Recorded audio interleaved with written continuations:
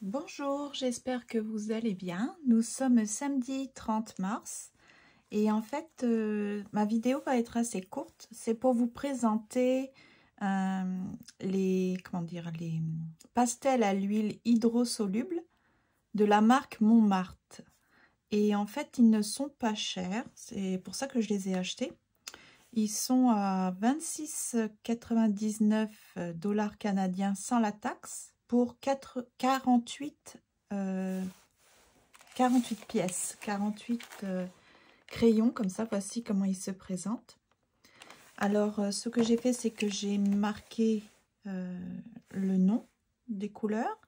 J'ai appliqué un peu de couleur et mon idée, c'est de passer de l'eau sur la dernière partie. Comme ça, j'aurai une idée de la couleur qui apparaît quand il n'y a pas d'eau et avec l'ajout d'eau.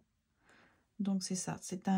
C'est grâce à Nathalie Tremblay, une amie youtubeuse, qui a fait aussi un nuancier de couleur acrylique qu'elle avait acheté. Et je me suis dit, tiens, je vais faire pareil, mais avec mes pastels à l'huile hydrosoluble. Alors, à la base, moi, j'aimerais beaucoup acheter les néocolores, mais les néocolores, c'est super cher. C'est vraiment très cher. Il y en a seulement 10, par exemple, pour 60 $ canadiens sans la taxe. Le mieux, c'est d'acheter ceux qui sont en paquet de 84 néocolores 2 qui sont solubles, mais ils sont à 232 $. Donc, pour l'usage que j'en ai, ce n'est pas nécessaire. Je vais déjà m'entraîner avec des pastels à l'huile hydrosoluble comme ça, de qualité moindre. Et avec un prix totalement abordable et raisonnable. Il y a aussi les Dina Wakley, mais je crois que pour 10, c'est pareil, c'est dans les 60 $. Les Derwent Intense, il y a 48 aquarellables et c'est à 254 $. En tout cas, on atteint des sommets dès qu'on commence à avoir de la marque et que les marques sont bien réputées, bien sûr. J'avais acheté au préalable, comment ils s'appellent, les Mongios. Alors, c'était pas mal, c'était pas trop cher non plus. Puis, contrairement à cela, il y en avait beaucoup plus. Et la pointe était en forme de crayon. Donc, c'était plus facile à manipuler. Mais ce que je vais faire, c'est que soit je vais faire comme Nathalie disait, utiliser un pinceau, puis aller chercher le pigment directement. Comme ça, on a plus de contrôle sur là où on veut le mettre. Ou alors, je vais le tailler. Mais en récupérant les petits copeaux pour peut-être faire un petit mélange après. Parce que quand même, il ne faut pas le gâcher. Donc, je vais faire ça. Je vais appliquer de l'eau. Alors, pas trop parce que je ne voudrais pas. Pour voir ce que ça donne.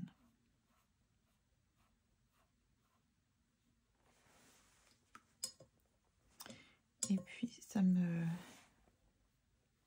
c'est vrai que c'est intéressant de faire un nuancier parce que le jour où je vais vouloir utiliser les couleurs, ça ne donne jamais le même résultat quand on ajoute de l'eau.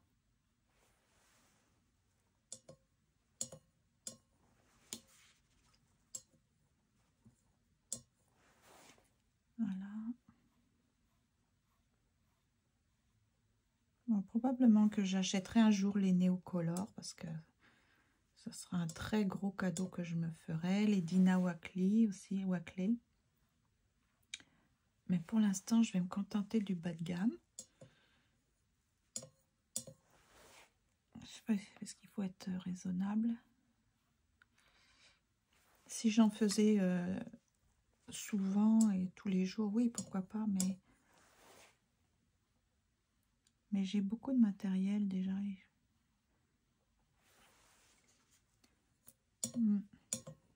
Alors le papier, c'est du papier aquarelle pour aquarelle, mais qui n'est pas de qualité. J'allais pas utiliser du coton, hein. J'ai utilisé le papier aquarelle en cellulose. Parce que pour ce que j'en ai à faire là, je voulais pas le gâcher. Mais c'est pareil. Si on veut réaliser des bonnes aquarelles, on l'a vérifié ensemble. L'idéal, c'est quand même d'avoir du papier coton, 100% coton. Ça, on n'est pas déçu.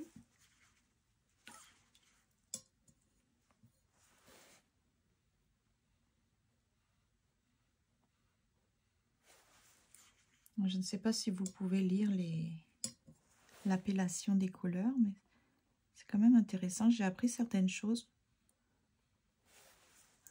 Notamment, par exemple, le rouge cramoisi. Là, vous savez, le rouge crimson. Ça veut dire cramoisi. Ici, il y en avait un autre, par exemple, ardoise, slate. Ultramarin, c'est bleu outre-mer. Voilà. Le vert guigné, ça veut viridien. On peut le voir avec viridien aussi. C'est intéressant parce que parfois j'entends parler de certaines couleurs, mais ah oui, le terre de Sienne brûlée. Sienne qui est une ville d'Italie. Donc brûlée, vous avez terre d'ombre brûlée et terre d'ombre brûlée sombre. C'est beaucoup de différences. Oui, je pense que je vais obtenir de beaux fonds, par exemple, quand je vais coloriser des pages. Le bleu phthalo.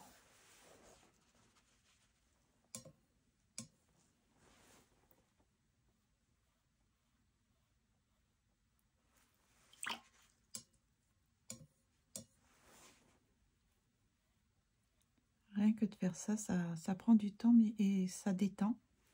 Oh, j'aime ce bleu. Donc c'est bleu azur, bleu turquoise, là, celui que je suis en train de faire. Donc il y avait jaune citron, jaune, jaune chrome, orange jaune, orange, mandarine, vermilion, rouge écarlate ou scarlett, cramoisi ou crimson, rose, cerise, mauve, orchidée, mauve lavande, pourpre, violet pourpre, violet, bleu phthalo, bleu ultramarin ou outre-mer, azur, bleu turquoise, bleu ciel. Ici, c'est bleu aqua. Voilà.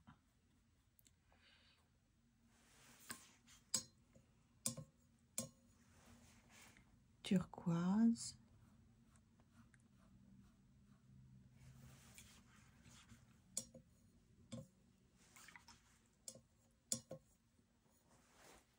Écume de mer. C'est intéressant comme écume de mer. Vert viridien ou guignet.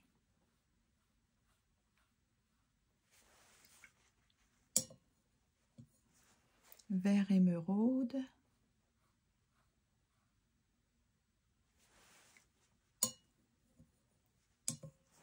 Vert.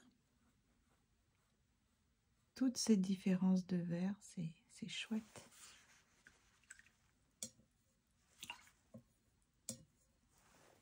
Vert citron, ou citron vert plutôt.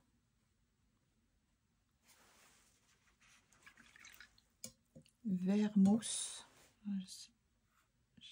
C'est la première fois que j'entends parler de ça, du vert mousse. Vert gris.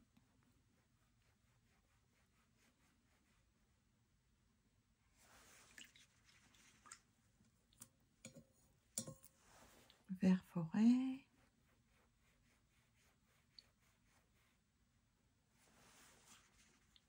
Je vais enlever l'excès d'eau là, ici. Voilà.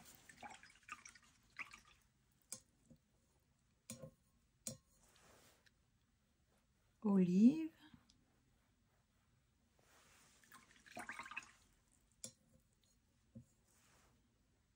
couleur menthe. C'est très très discret celui-là. Hein. Oh là là.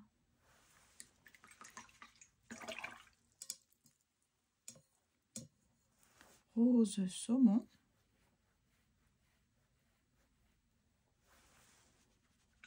Pour des couleurs de peau, il y a beaucoup de choix. Par exemple ici, rose saumon. Par exemple pêche un peu pour obtenir comme un peu la porcelaine ou au niveau des joues, je ne sais pas. Ça peut être intéressant. Jaune de Naples.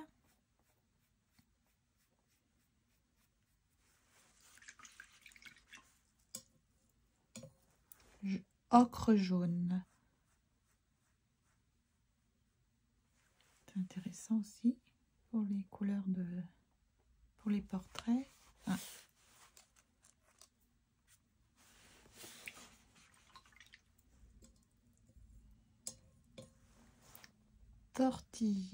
Tortilla.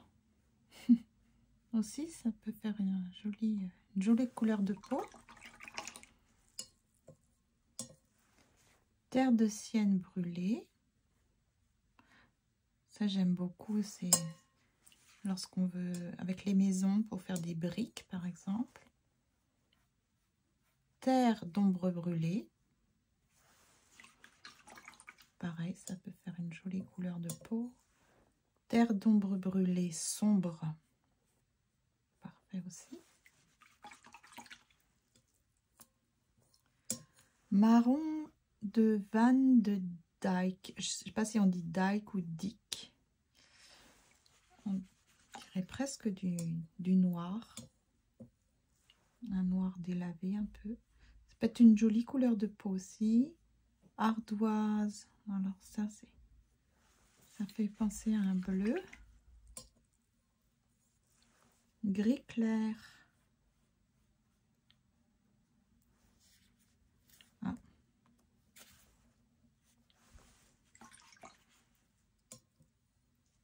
Il y a certaines couleurs, je trouve ça c'est pas super facile. Ça ne va pas être facile à utiliser. Par exemple celle-ci, couleur menthe et gris clair.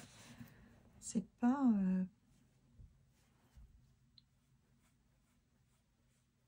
faudra appuyer beaucoup pour obtenir suffisamment de couleurs. Puis ensuite le gris foncé. Voilà. Et puis je vais finir par le noir. Je l'ai mis là.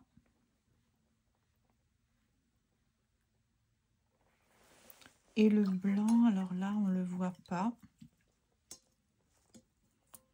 Je vais bien rincer mon pinceau par contre.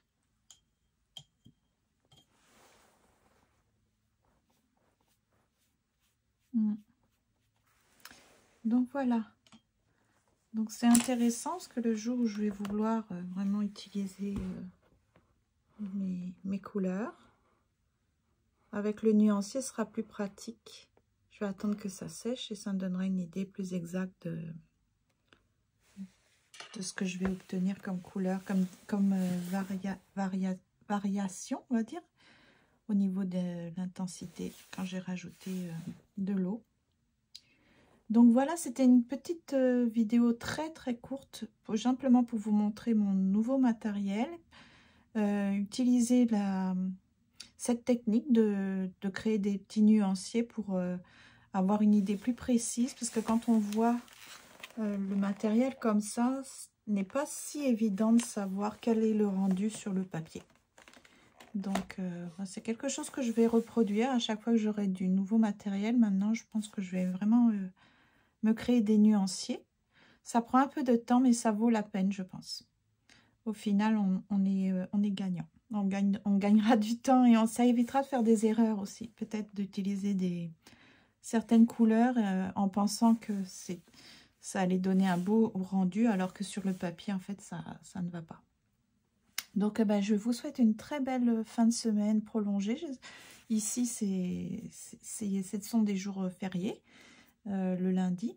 Donc, je vous souhaite un très beau week-end. Et puis, on se dit à lundi pour l'atelier, enfin l'activité d'écriture guidée. Voilà. Donc, peut-être que je ferai des vidéos sur ce que je vais faire aussi pendant cette fin de semaine. Parce que, vous voyez, j'ai mis ma veste, j'ai beaucoup de projets.